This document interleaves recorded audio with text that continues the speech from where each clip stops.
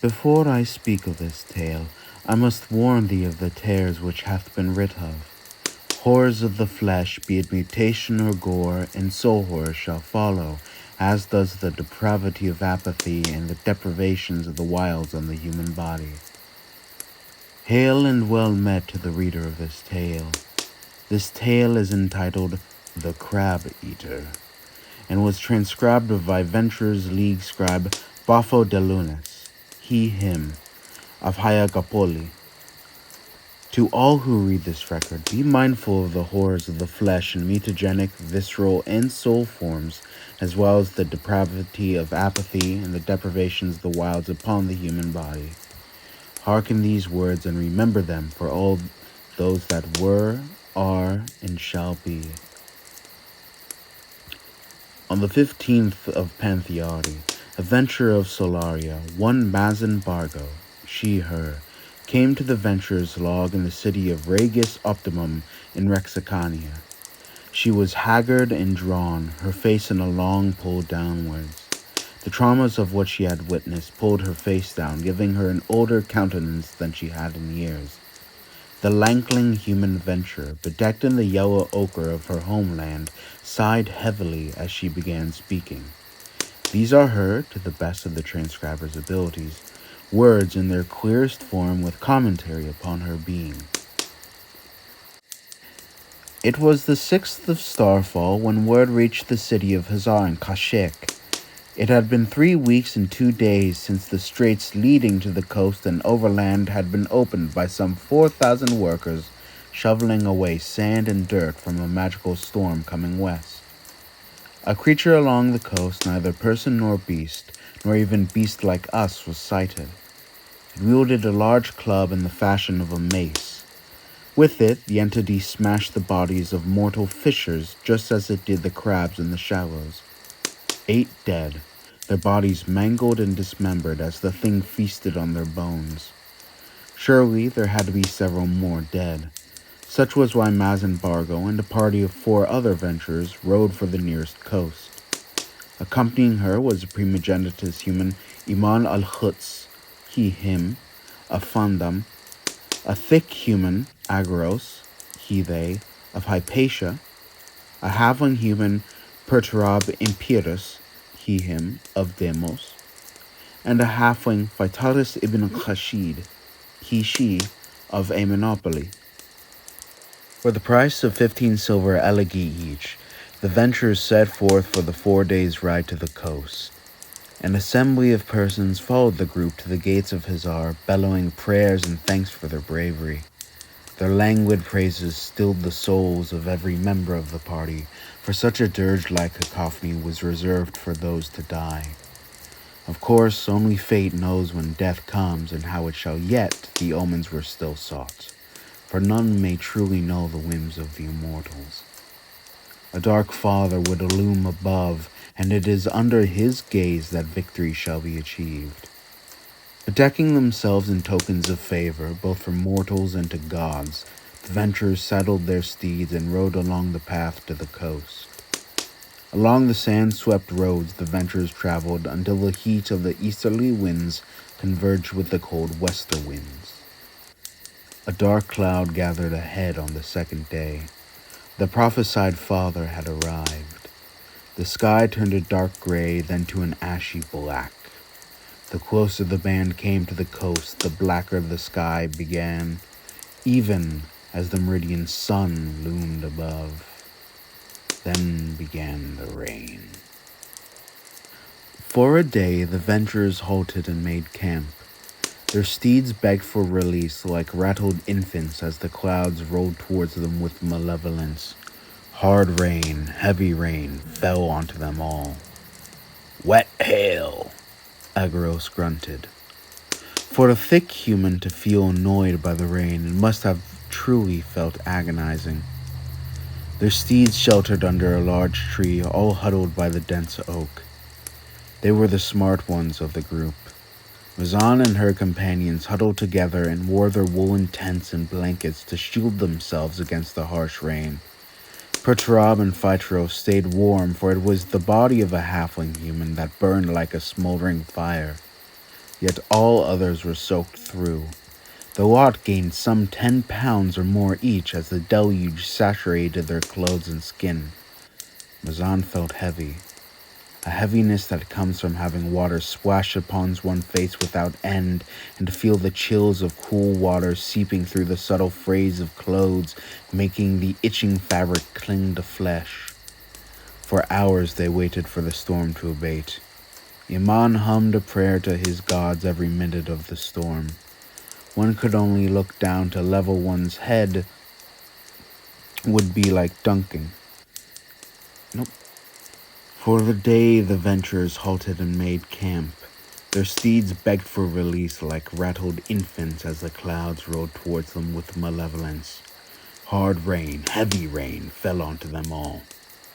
"Wet hail," Agros grunted. For a thick human to feel annoyed by the rain, it must have truly felt agonizing. Their steeds sheltered under a large tree, all huddled by the dense oak. They were the smart ones of the group. Zan and her companions huddled together and wore their woolen tents and blankets to shield themselves against the harsh rain. Perturab and Phyteros stayed warm, for it was the body of a halfling human that burned like a smoldering fire. Yet all others were soaked through. The lot gained some 10 pounds or more each as the deluge saturated their clothes and skin. Zan felt heavy. A heaviness that comes from having water splashed upon one's face without end, and to feel the chills of cool water seeping through the subtle frays of clothes, making the itching fabric cling to flesh. For hours they waited for the storm to abate. Iman hummed a prayer to his gods every minute of the storm. One could only look down, since to level one's head would be like dunking it in a bucket and letting the water run down the face with added pain. Sometime during it, Mazan lost all sensation in her body from the cold and continued strikes against the back of her head and neck.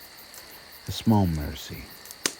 She remembered dragging her fingers through the cracks of the large cobbled road and watching it with simple amusement as the trough she dug filled with water. The miniature river would not swallow the sand, for it was already too full. She imagined it to be the coast, and her victorious over the creature, whatever the blob of fur may be.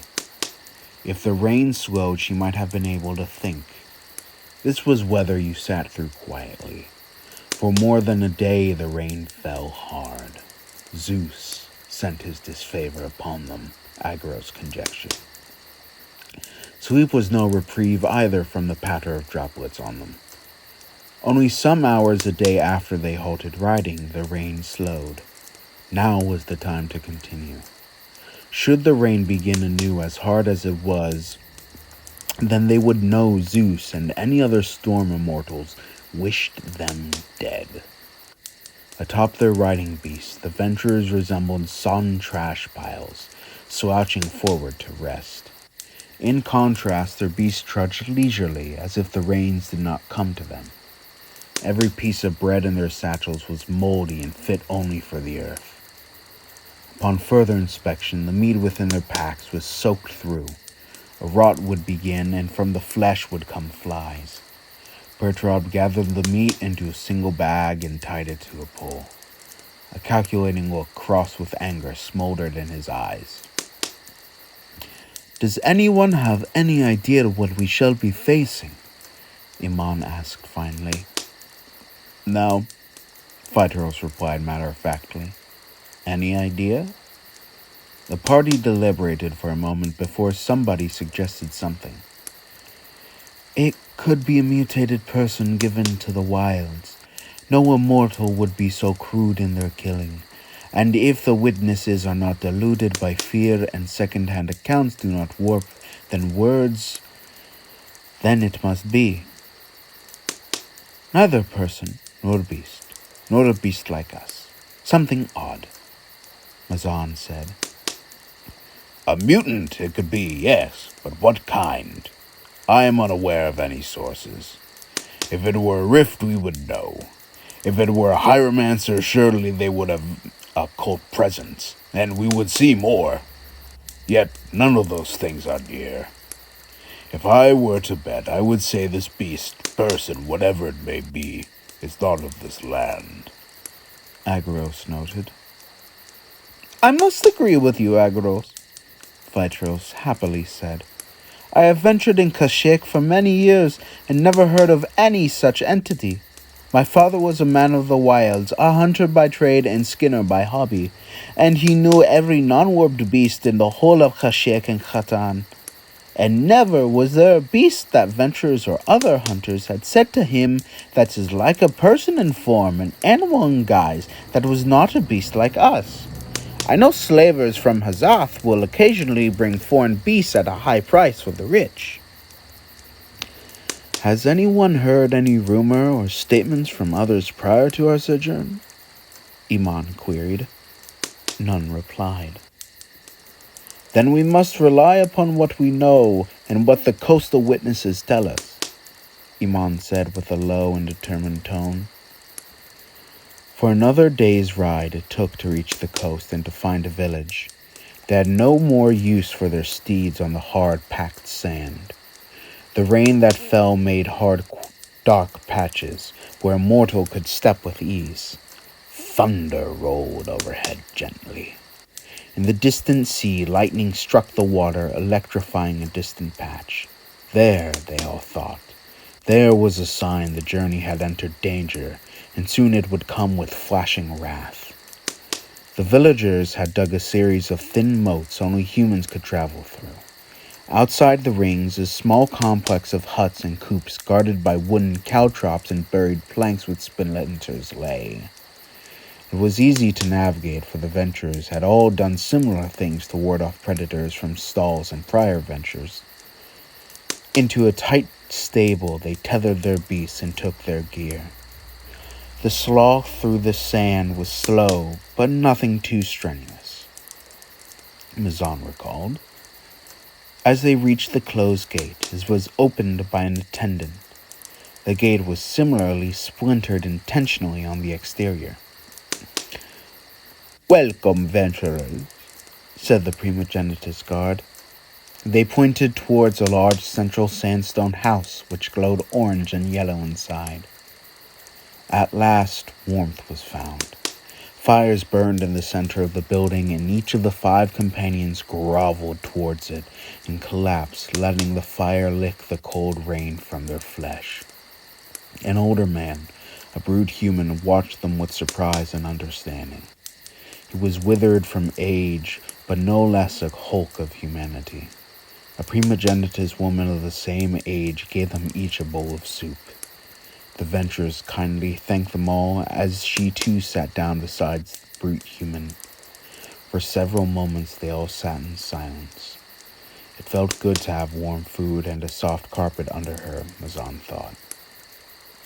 I am Hufta ibn Orpheus, and this is my sister, Mazan, the man said. Mazan smiled and gave a gentle laugh before introducing herself as the same. I am the one who posted the payment, which I shall give upon the death of whatever it is out there. Shall I and my sister leave you all to rest? Vitros licked his lips, as she and Pertra both downed the entire bowl in 2 gulps. I cannot speak for my companions, but I am able to hear your words. Him for the soup. He nodded in thanks towards the other Mazan. And Yim for allowing us into your home. The other venturers continued eating as Vitros scooted towards Hufta. The old man ran his calloused fingers through the curly gray beard on his chin with an anticipatory look. Around 2 weeks ago, something was seen by 2 fishers of the neighboring village, Tarsius's Furrow, in the little bay near there. It was black or deep brown and could be seen easily against the sand dune that rolled down to the water line. The fishers beheld it walking calmly about the water, moving into the shallows, then quickly retreating as the tide came in. They observed it for a spell before the beast saw them and unleashed a horrific scream and ran up the sand dune, tripping over itself and disappearing over the hill. A day or so later, another fishing boat pulling its nets saw the creature, which they saw more clearly, and said it was like a brute human, if their hair head was upon their body. At this time, the creature had taken a piece of wood as a club, and was smacking the water wildly while howling in rage. Still, it did not wish to go further into the water. By their guess, the beast was some 10, 11 feet tall. It was only within the past week that the beast has killed. The first victim was a voyage fisher trade from the 90 Isles. Their ship was run aground, and the trail of the struggle, of them being dragged from the boat and over the dunes, was found by a young boy of this village, Afada. He saw the beast smashing crabs with its club and tossing the shells onto the mangled corpses of the voyager. The person was torn apart. Not even the flesh was consumed or gnawed upon. Limbs were scattered and viscera strewn about wantonly. Half-eaten bones were left in piles. The beast sighted the boy and screamed. It thrashed about awkwardly and charged him. When the father returned to his steed, it ran off. It took us the better part of a day to get the horse back when it ran off after he had set forth in the village again. And of a father? Vitros added with rapt attention. He was pale with fear and crying. His mother calmed him down, but by the time we would be able to get a word from him, we were beset by the beast at night. It first made its way to a house on the edge of the village. The same thing punched through a sandstone wall, as if it were reed. A huge pointed head with a horrid face peered in through the window, an oily black face with big teeth of all kinds. It grabbed a mirror and pulled him into the wall. His husband said the beast still pulled the corpse as if it thought the body would come through the hole it made. When it could not do so, the thing smashed their door and grabbed a mirror and the young child. A cat within the house jumped atop the beast to escape, and in doing so clawed at it. The thing dropped the child, but pulled a mirror as if he was a doll. Hufta's eyes were cloudy as the night replayed in his mind. Razan the sister and Phytros placed a hand upon the stretched out and torn skin of the elder. The silence deafened the low cackle of the fire. Iman pulled out a twisted and funneled arrowhead from a satchel, and Agros inspected it with knowing clarity. Razan scooted closer and placed a hand on the speaker too. Razan spoke instead of her brother. The beast faced as many of us as we had weapons to greet it. The thing thrashed about at the sight of torches and the barking of our dogs. An arrow was shot into its breast, and like a child, the creature jumped into a painful fit before running. That was when we began preparations, the humble fortifications you now see. 7 more had been killed all at night, all when the creature finds some breach in a wall. It stole most of our livestock and their tenders. That is why we have splintered planks. If the beast experiences pain, it flails and runs, howling. More died. The party cursed the immortals for sending such a squall that they had to stop. Those were lives that could have been saved. Pertrab began applying a mixture of oil and distilled herbs onto his hammer. The beast comes out at night, for that is when it is able to hide easiest. We had sent out a party of hunters joined by others from Tarsius's furrow, but they came back with no sighting or hint of the beast, save for where it left the discarded remains for carrion beasts to feast on.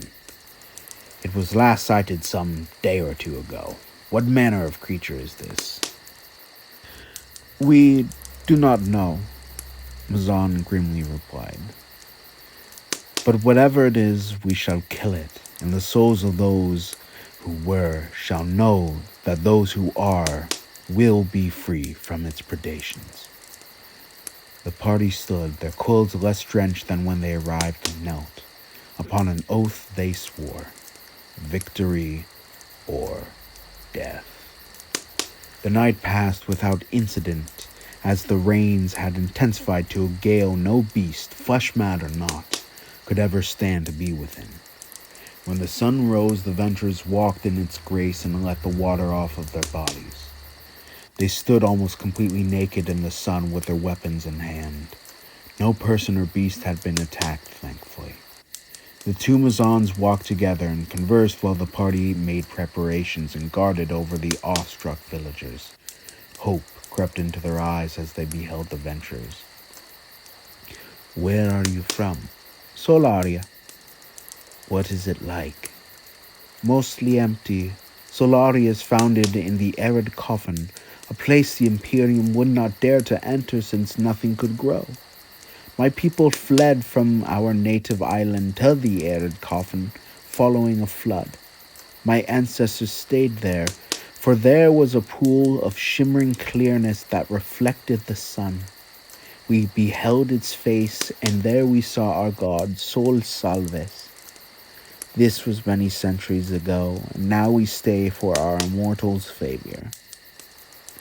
"Such is the will of the gods." "Such is the will of the gods." "My great-grandfather joined the colonial group from Hazar to settle here. There were no dangers besides the weather and the sea. Here would be able to form a colony and a village. Tarsius's Furrow is a quarter day's ride south. Boats go to Furrow first, then to us. Whatever this thing is that has killed our own threatens the sanctity of our homes." "And we shall kill it for those that are," Mazan stated firmly. It was a tone any who had spoken to a Venturer knew well, the voice of grim bloodlust hiding a smoldering fury. The day went by and the meridian sun began to set. Darkness encroached and the village settled itself. A crackle of thunder, followed by a peal of lightning on the sea, turned the sky black. The yellow strike of Zeus was closer this time, much closer. Iman strung about the damp meat now, starting to smell rot about the walls. Upon the highest building, the archer crouched, funneled arrow in grip, ready to be drawn. The rest of the party each clung to a building on the ground, ready to rush the towering creature whenever it may arrive. In the darkness beyond, nothing could be sighted. And as thunder boomed above, no approach could be heard. A peal of lightning struck the distant dunes, briefly illuminating the area. And there it stood. The thing was tall, with long, dark hair running down its body like a series of scalped heads. It was large. By the gods, it was large. Sinewy muscles coiled tightly around its flesh. It lumbered about like a toddler learning its first steps. The gait of the beast was awkward and uncoordinated. Half the time, every step went too far forward or too little in another direction. Yet it still drew near the village. Iman motioned to his companions to ready themselves. The sound of startled beasts in the nearby pens alerted everyone to the oncoming presence. The thing finally loped to the flesh on the wall and greedily devoured it. Even when eating, it had no stability. Every bite and twist and pull had an animalistic quality to it, despite the fact this thing looked mortal in the dull light of the village. The thing made a disgusted look and spat out the meat. Its one eye then halted, and it turned its arrow-shaped head. Iman pulled his string and released the arrow before taking another from his side and releasing it. The creature howled in agony. A hit, but one that assuredly was not within a vital area. Iman loosed arrow after arrow into the flailing, shadowy shape. Its screams echoed, and the crack of thunder replied. Perturab yelled and ran out of the village. With a mighty blow, he struck the creature's calf hard. The dried herbs upon the hammer stung the creature. It turned around and looked down. Suddenly, a sharp pain hit the beast's right leg as Agros thrust their barbed spearhead into its arm and yanked, drawing out some flesh and pulling the beast towards the brute human. Like a boulder falling upon a twig, the beast grabbed the spear shaft and split it in twain. A mighty backswing sent Agros flying several feet into the sand unconscious. It howled in pain and began running. Gods, was it fast. In only a few seconds, the thing leaped over Agros with a single stride. Mazan looked on as it made its way to the darkness, then stumbled. Lightning struck only a few dozen feet from the village. There she saw it. The beast's fur was matted with blood oozing from the arrows in it. Its arm quivered from the barbed spearhead within. Its agonized cries chilled Mazan to the bone. She stood there and watched, unable to move. She had never experienced that haunting coldness running through her veins as much as she had now. Her breath was caught in her throat, and every muscle was cold and slowed. Fear, she felt, and sorrow. The kind one experiences when they behold their own wrongdoing and only just saw the consequences. Phytros was undeterred. She made his way to Agros and began tending to the unconscious Venturer's wound. Iman climbed down from his post and ran to the outside before loosing an arrow that missed the creature. Perturab began running towards the thing with all his haste. Agros laid still. The beast stood and stumbled as far as it could over a distant dune.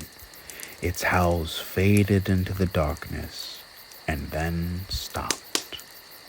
The group carried Agros into the village. Iman stood watch. Atop the building they were all gathered in. A homunculus human dressed in silken blue rushed into the house and pushed aside the Venturers. Mazan watched as the blue-garbed person inspected Agros' skull. Thick humans evolved to withstand damage from many things, but the blow was great and true. Shouting from the party, new persons, and hastily arrived Hufta and Mazan filled the house. Mazan watched as the homunculus human cut open Agros' head. They peeled back layer after layer of hardened fat, muscle, tissue, and tendons, all mashed together before finally finding their skull. It was shattered in many places. Carefully, the doctor peeled back and removed shards of bone from the thick human's head. The brain was intact, but bled lightly. Cloth soaked up the blood, and a poultice of egg, rabbit fur, and honey was hastily applied before layers of bandage were wrapped around their head. Morning broke. Mazan and Perturab saddled their steeds and followed the blood trail with speed. Neither spoke, for this was a moment of vengeance and haste. They followed the blood trail up and down dunes. The beast's movements were erratic. It had lost much blood from the arrow Mon loosed into it. An arrow they found along the trail of blood. Both of their mounts flailed their heads, no doubt disoriented from the nauseating path of the thing they tracked. Perturab turned towards Mazan, a word forming on his scowling lips. Time slowed for Mazan, as the halfling human was batted off his horse, his spine broken and belly red and bleeding as a club struck him. The blood-matted creature roared and grabbed the horse's neck, snapping it recklessly, then pondering the body before tossing it aside. The thing charged at Masan, and before she could react, it swung. She dodged and drew a short sword. She slashed at its upper arm. Her iron blade barely cut through the first layer of skin. The beast stumbled away. How did it move so swiftly? How it so easily? And just struck them. She rode hard and fast to the village. It killed Perturab! Mazan panted out to Phyteros. Her steps were awkward like the beast's. The crab eater, she would later think, was a name ill-suited for an animal of such power. Mazan drank deep from a fountain nearby and began crying. Phyteros held Mazan gently but tightly. Not long after, Iman came down briefly and patted her back before returning to on high. Villagers gathered around her, and every heart sank. One ventured dead, another near death, and one broken down. For a moment, Iman contemplated sending a villager to ride to Hazar. The thought dissipated when he ran a finger over the arrowhead in his hand. 4,000 workers had cleared the roads of sand. Iman climbed down from his post and ordered Hufta and all able-bodied persons to begin digging pits around the village. Any infirmed persons were to whittle stakes from every source of wood they could find. This would be it. Yes, this would be it. Sweat poured off the bodies of every villager who took a spade or their own hands and carted off sand to the outskirts. By the early evening, many deep pits there were with spikes at the bottom, and several trenches of human-made dunes packed hard with water littered the area. When night fell and the beast returned, this would be its end. And indeed, in the depths of the thundering night, it skulked and haphazardly flailed and stepped about, confused by the landscape. It carried a club in one hand and a half-torn body, that of Perturab's horse, in the other. Iman found his mark and released arrow after arrow. Phyteros below and 2 levied hunters too loosed arrows as best they could into the dark. Once more the haunting cries of agony echoed in the night, accompanied by Mazan's own screams of terror. The sound of Mazan's screaming sent Iman into a nervous fit. He climbed down the ladder and loosed an arrow into the dark. He wandered the trenches and pits, loosing arrow after arrow, until the full force of a thrown equine carcass came bearing down onto Iman and knocked him into a pit. When the beast reached the gate, it was stuck with arrows and limping. How such a creature was able to keep its balance and avoid the traps now was remarkable. Mazan watched, however, as the giant slouched onto the wall and began breathing heavily. Its cries turned into a low, gurgling pant. It was exhausted, but not dead. Phyteros and the levied archers took spears and heavy bricks and tossed them into it from the wall above. Its hand was just out of reach on the top of the barricade. Mazan's dreams were haunted by the sound of its howls for many days following. A piece of its hide was carved off for the village, and one of its large square teeth plucked for the trophy of many other remaining warriors. Transcription ends. What follows next, Mazan did not comment upon. Several ventures followed this one. From what she commented upon afterwards, all burial rites and prayers were observed.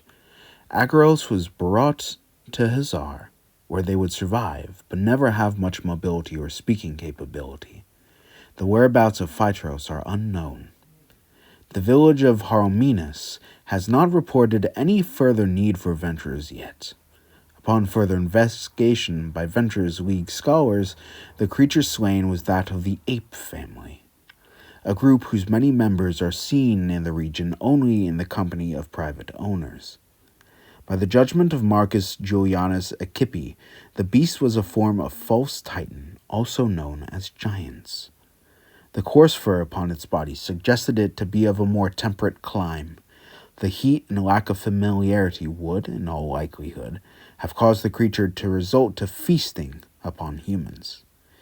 If tertiary records are to be believed by those who listened to the Northmen, This beast is a native to Skraelingheim, a distant and potentially hyperbolized place. These are the larger cousins of the apes that dwell in the mountains and forests and may be related to trolls. Further confirmation and information pending. And to all who were, are, and shall be that read this account, glory to you.